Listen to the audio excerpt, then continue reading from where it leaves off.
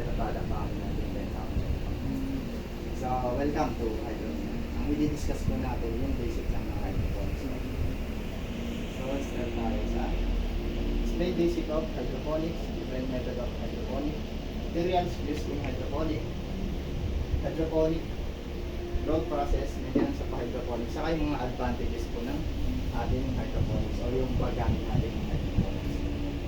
So, hydroponics is a technique of growing plants using a water-based nutrient solution. So, sa hydroponics, ini-eliminate po natin yung paggamit ng soil. So, ang kapalit ng soil po natin is water, but not limited to water kasi may hinahalo tayong nutrient solution na A and B. Ito po.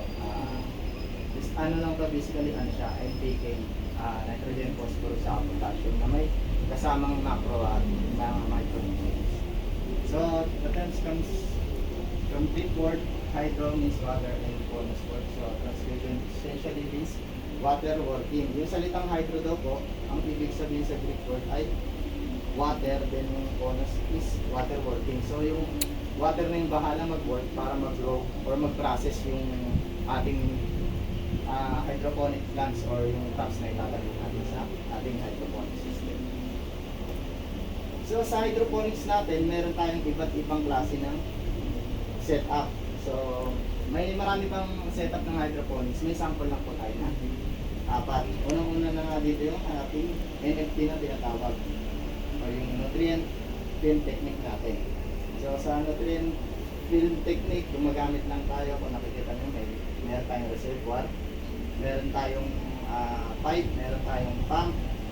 So, yung submersible pump natin, ito, siya yung nagpapaikot para ma-mix yung nutrient solution natin sa NFT system.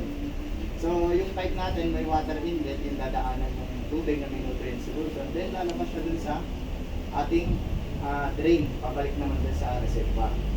Para ma-mix yung nutrient solution, and then para magkaroon yung plants natin ng tinatawag na aeration kasi